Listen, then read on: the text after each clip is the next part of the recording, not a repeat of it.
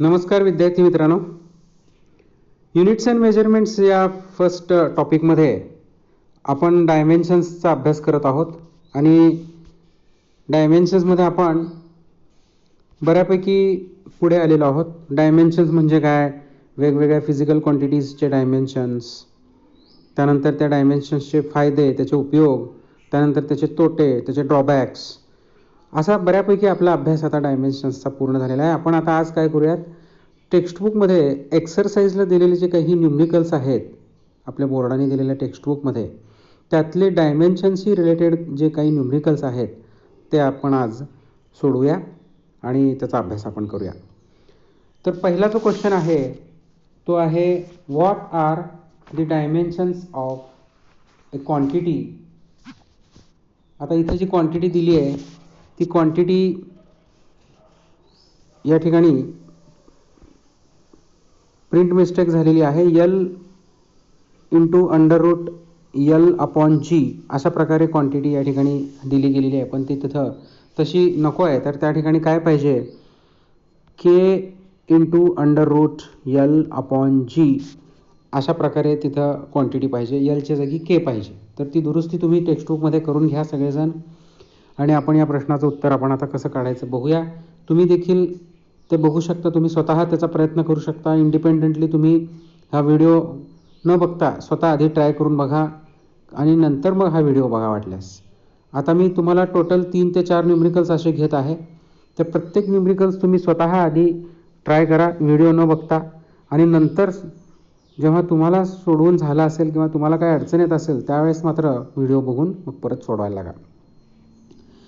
ठीक आहे. तर मग आपण आता हे K into L under root L upon G, L being the length and G being the acceleration due to gravity. L is the length, G is the acceleration due to gravity. तर सुरू करूया आपण. आता बघूयात कसं सोडवायचं हे पहा. Term जी आपल्याला दिलेली आहे ती फिजिकल क्वांटिटी जी दिलेली आहे ती कुठली आहे, K into under root L upon G. या टर्ममध्ये के हे कॉन्स्टंट आहे, त्यामुळं कॉन्स्टंटला डायमेन्शन्स नसतात. त्यामुळं आपण केचे डायमेन्शन्स जे आहेत ते आपण सरळ काढून टाकूया, ते काही घ्यायची गरज नाही. आणि यल जे आहे, यल त्याचं स्क्वेअर रूटमध्ये एल अपॉन जी आहे, त्यामुळे यलला आपण असं लिहूयात, एल रेस टू 1/2 त्याचे डायमेन्शन्स लिहूयात आणि त्याचा पॉवर 1/2 करूया आपण. आणि डिव्हायडेड बाय जी जे आहे ते देखील स्क्वेअर रूटमध्ये आहे, त्यामुळे त्याला पण आपण अशा पद्धतीने लिहूयात. आणि मग नंतर पुढच्या स्टेपमध्ये आपल्याला असं लिहिता येईल, एल रेस टू 1/2 आणि जी रेस टू -1/2, कारण जी डिनॉमिनेटरमध्ये आहे ते न्यूमरेटरमध्ये गेल्यानंतर प्लसचं मायनस होणार. आता डायमेन्शन्स लिहूयात आपण. एल फॉर लेंथ, लेंथचे डायमेन्शन्स फक्त बिग एल लिहायचं, L raise to 1/2. G acceleration due to gravity, acceleration due to gravity म्हणजे ॲक्सेलरेशनचेच डायमेन्शन्स लिहायचे. मग ॲक्सेलरेशन कसं काढतो आपण, change in velocity upon time. आणि व्हेलॉसिटी कशी काढतो, डिस्टन्स अपॉन टाईम. म्हणजे टाईम 2 वेळा डिनॉमिनेटरमध्ये येतं आणि न्यूमरेटरमध्ये डिस्टन्स. मग डिस्टन्सला आपण लिहितो L1 आणि टाईम 2 वेळा 2 येतं आणि ते न्यूमरेटरमध्ये गेल्यावर -2. अशा प्रकारे L1t -2 हे झाले डायमेन्शन्स ॲक्सेलरेशनचे, आणि रेस टू -1/2. आता घातांकांचा गुणाकार करूयात. एल रेस टू 1/2 इथं येतं, त्यानंतर इकडे एल रेस टू किती येतं पहा, 1 इंटू -1/2 म्हणजे -1/2.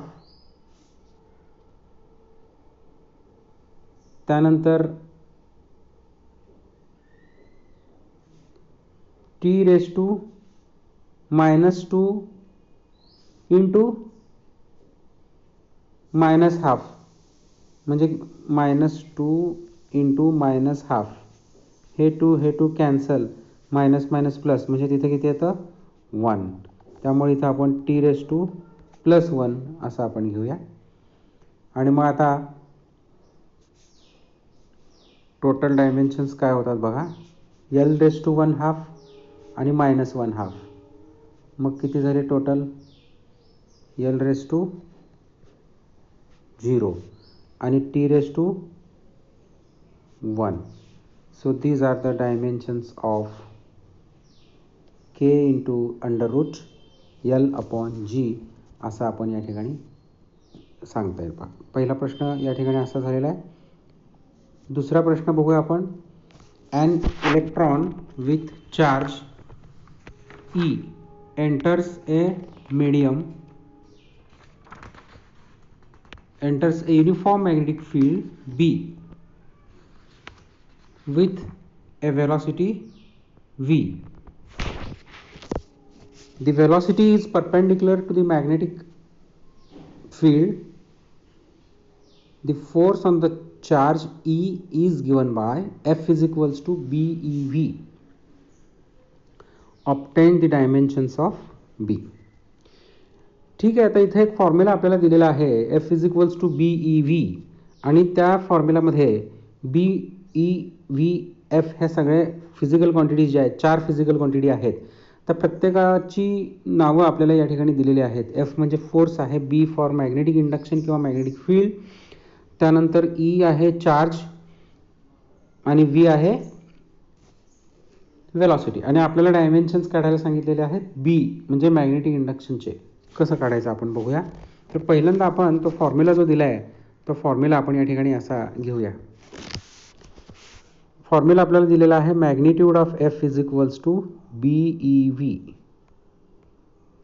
मॅग्निट्यूड ऑफ वेक्टर फोर्स असं त्यांनी दिले. आपण फक्त त्या ठिकाणी असं न लिहिता डायरेक्टली आपण F is equals to BeV असं घेतलं तरी चालतं. तर इथं आपल्याला B या फिजिकल क्वांटिटीचे डायमेन्शन्स काढायचे, त्यामुळे B is equals to F/EV. EV डिनॉमिनेटरमध्ये ट्रान्सफर केलेला आहे. B is equals to F/EV असं आलेलं आहे. आता या प्रत्येक टर्म्सचे डायमेन्शन्स आपण काढायचे, Fचे काढायचे, Eचे आणि Vचे, आणि त्या सगळ्यांचे डायमेन्शन्स तिथे टोटल करून Bचे आपल्याला मिळतात. मग F म्हणजे फोर्स आहे. फोर्सचे डायमेन्शन्स कसे काढतो आपण? F फोर्सचे डायमेन्शन्स मास इंटू ॲक्सेलरेशन. मासचं काय येणार आहे? m1. ॲक्सेलरेशनचं आत्ताच बघितलं आपण, change in velocity upon time. Velocity म्हणजे डिस्टन्स अपॉन टाईम, म्हणजे टाईम 2 वेळा आणि डिस्टन्स एकदा, म्हणजे L1t-2 हे झाले डायमेन्शन्स Fचे. पहा, तर दुसरी क्वांटिटी E म्हणजे चार्ज. आता या चार्जचे डायमेन्शन्स कसे काढायचे बघूया आपण. चार्जचे डायमेन्शन्स काढण्यासाठी आपण आपल्याकडे एक फॉर्म्युला आहे आपल्याला इलेक्ट्रिक करंटचा. I is equals to charge upon time. Rate of flow of charge is called as electric current. तर आता इथं चार्ज Qच्या जागी आपण घेऊयात E upon T. I is equals to E upon T. Therefore E is equals to I into T, म्हणजे Eचा formula I into T असा झाला. मग Iचे डायमेन्शन्स काय लिहिता येईल आपल्याला? Iचे डायमेन्शन्स I1 फंडामेंटल फिजिकल क्वांटिटीमध्ये येतं. इलेक्ट्रिक करंट ही फंडामेंटल फिजिकल क्वांटिटी आहे, त्यामुळे त्याला लिहायचं I1 आणि टाईमचं T1 झाले. पहा, I1 T1 असे डायमेन्शन्स येतात आपल्याला इलेक्ट्रिक चार्ज Eचे. मग ते डायमेन्शन्स इथं आपण घेऊया या आपल्या वरच्या टर्म्समध्ये, आणि काय येईल पहा. I1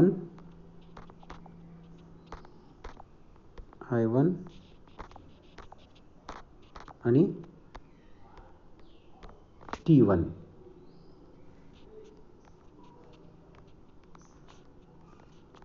तर तिसरी टर्म कुठली आहे? वेलॉसिटी. वेलॉसिटीचे डायमेन्शन्स बघूया आपण. वेलॉसिटी म्हणजे डिस्टन्स अपॉन टाईम.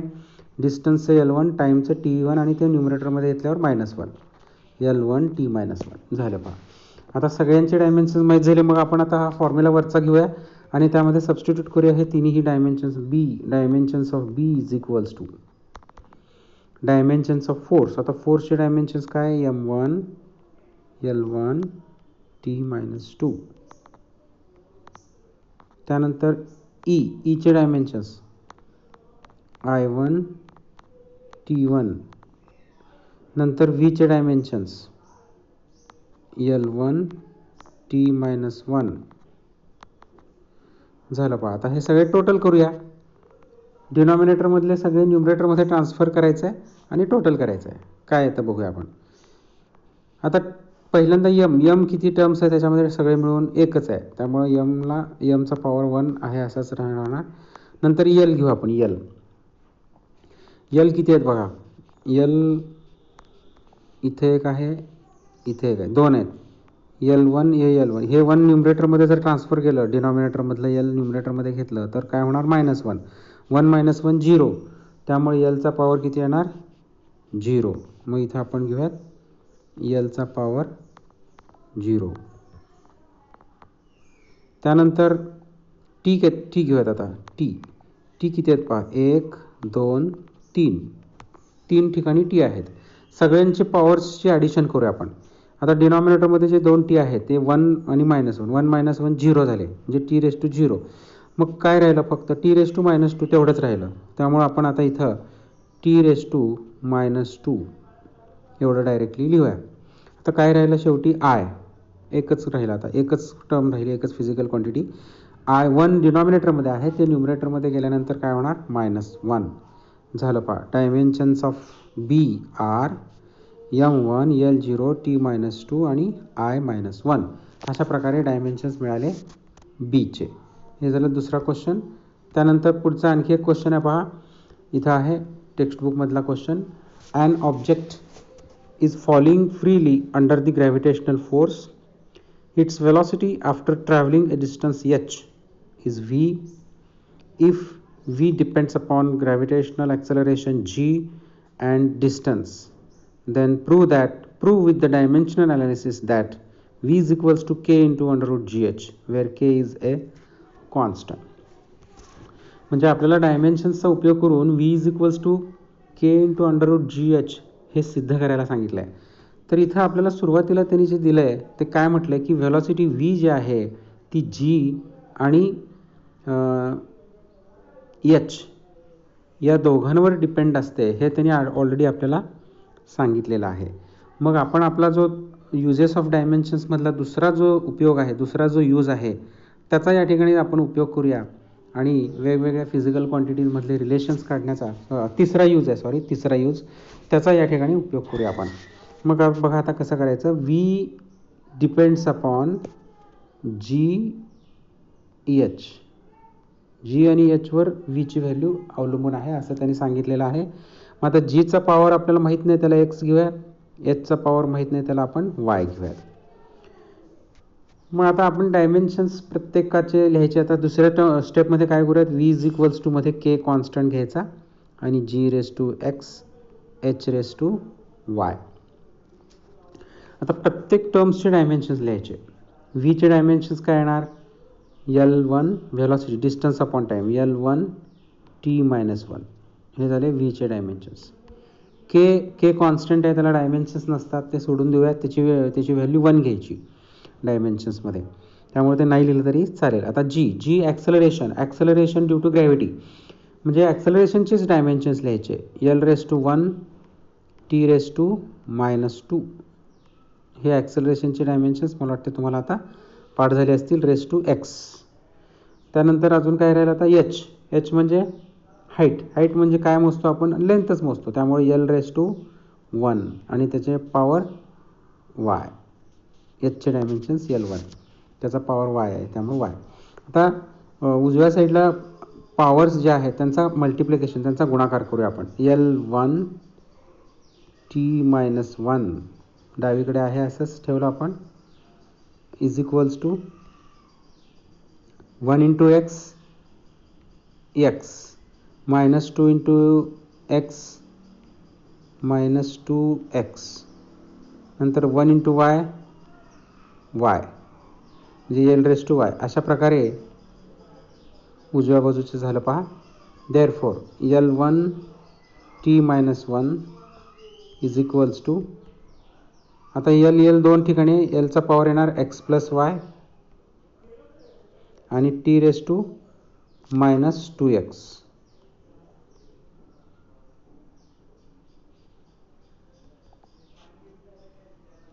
मग आता झालं पहा डावीकडचे आणि उजवीकडचे डायमेन्शन्स टोटल झाले. आता आपण पॉवर्स जे आहेत ते कम्पेअर करूया. Comparing the powers on both sides. मग आता उजवीकडे Lचा पॉवर x+y आहे आणि डावीकडे Lचा पॉवर 1 आहे, तर मग आपण काय लिहायचं? मग x+y इज इक्वल्स टू 1. त्यानंतर टीचा पॉवर उजवीकडे -2x आहे, डावीकडे -1 आहे. म्हणजे आपण असं लिहूयात -2x इज इक्वल्स टू -1. मग आता हे मायनस मायनस प्लस होणार आणि एक्सची व्हॅल्यू आपल्याला मिळेल पहा 1/2. मग एक्सची व्हॅल्यू 1/2 इथं घेऊयात. X plus Y is equals to 1. 1/2 plus Y is equals to 1. Therefore Y is equals to 1 minus 1/2. Therefore Y is equals to काय मिळालं आपल्याला? -1/2 झालं पहा. एक्सची व्हॅल्यू मिळाली 1/2 आणि वायची व्हॅल्यू मिळाली -1/2. आता या दोन्ही किमती आपण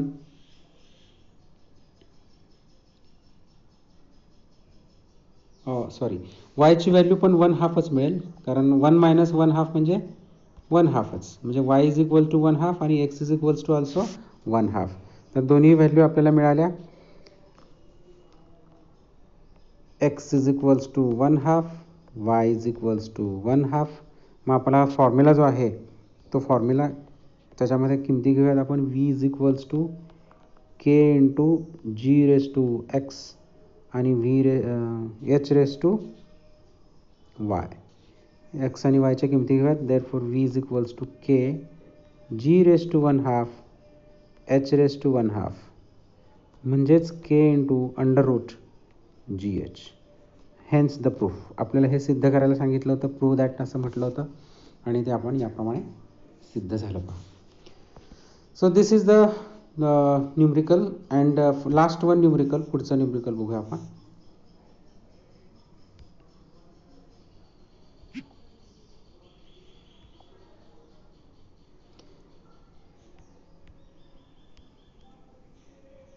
व्ही इज हे आहे पहा 10 नंबरचं न्यूमरिकल आहे. V is equals to 80 plus B upon T plus C plus V0 is a dimensionally valid equation. Obtain the dimensional formula for A, B and C where V is velocity, T is time and V0 is initial velocity. एक equation दिले पहा या ठिकाणी. हे equation दिले आपल्याला आणि ह्या इक्वेशनमध्ये हे डायमेन्शनली व्हॅलिड असलेले इक्वेशन आहे आणि त्यामध्ये ए बी सी ह्या ज्या 3 टर्म्स आहेत, 3 क्वांटिटीज ज्या आहेत त्यांचे डायमेन्शन्स काढायला सांगितलेलं आहे. तर इथं आता ते इक्वेशन डायमेन्शनली व्हॅलिड आहे असं त्यांनी जे सांगितलं आहे त्याचा अर्थ असा आहे की आपण ते प्रिन्सिपल ऑफ होमोजिनिटी, तुम्हाला मागे प्रिन्सिपल ऑफ होमोजिनिटीबद्दल मी सांगितलं होतं, तर तिथं ते प्रिन्सिपल ऑफ होमोजिनिटी लागू पडतं कारण ते डायमेन्शनली व्हॅलिड इक्वेशन आहे. म्हणजे काय? प्रत्येक टर्म्सचे डायमेन्शन सेम असणार आहेत. प्रत्येक टर्म्सचे डायमेन्शन सेम असणार आहेत. मग आपण त्याचाच या ठिकाणी उपयोग करूया आणि ते इक्वेशन आपण कसं काढायचं, कसा अभ्यास करायचा बघूया आपण. आता याच्यामध्ये एकूण टर्म्स किती आहेत पहा. ते इक्वेशन आपण या ठिकाणी इथं घेऊया.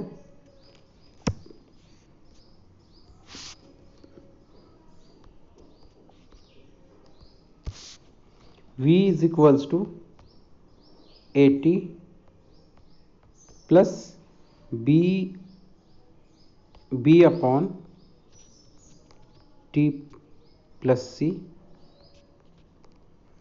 plus V0 असं ते इक्वेशन आहे.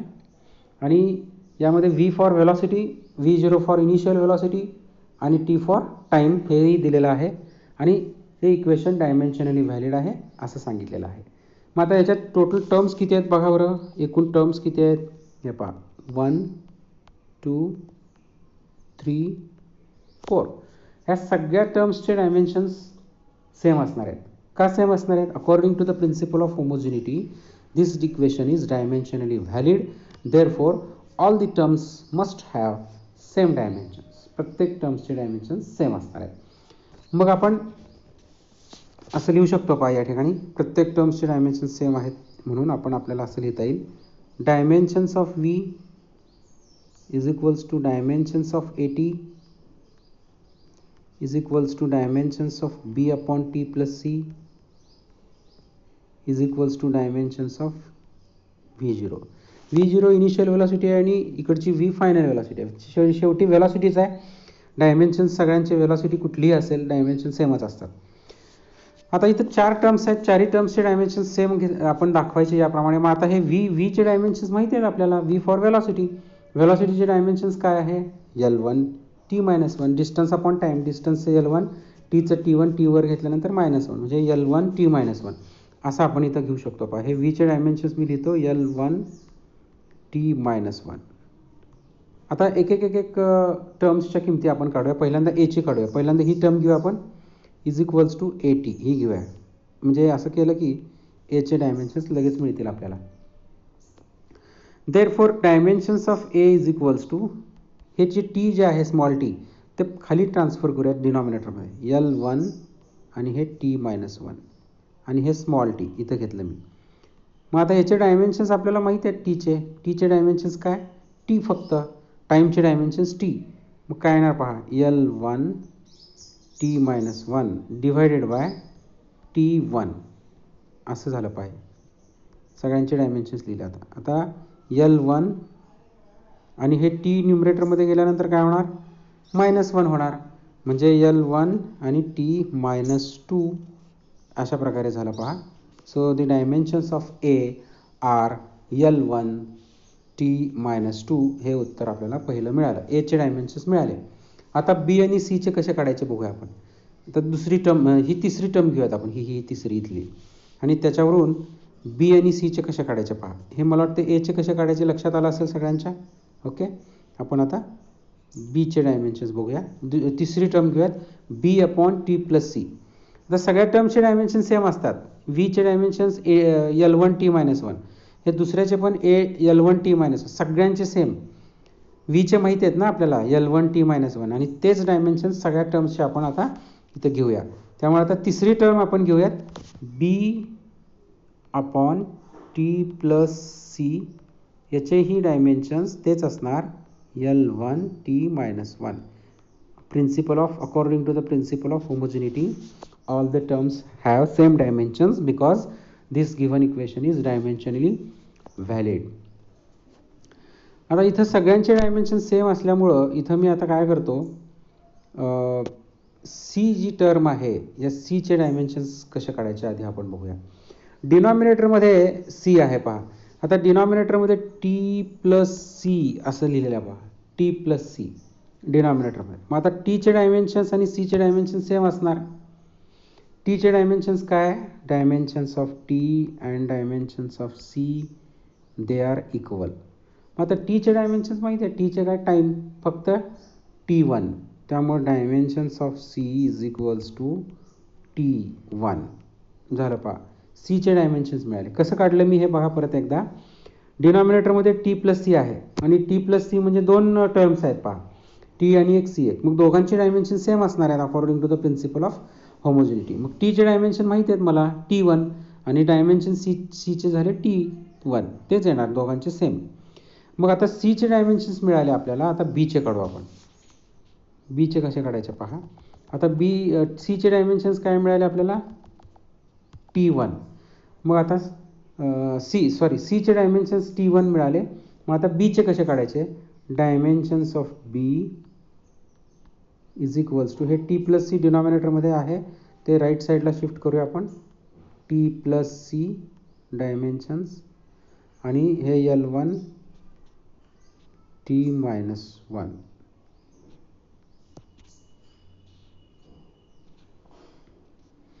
ओके, आता ह्या दोन टर्म्स आहेत इथं टी आणि सी दोघांचे डायमेन्शन्स सेमच आहेत आणि दोघांचे किती डायमेन्शन्स टी. त्यामुळे मी फक्त एकच घेतो आता T1.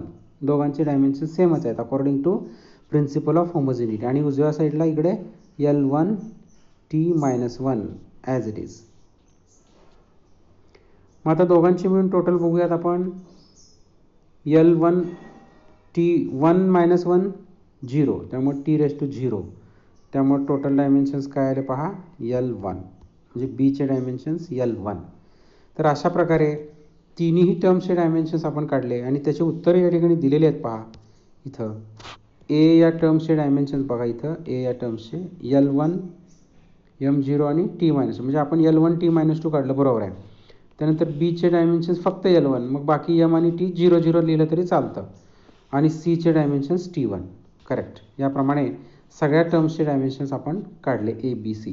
Okay, so these are the some numericals for exercise आता हे सगळे न्यूमरिकल्स मी कसे सोडवलेत ते बघा.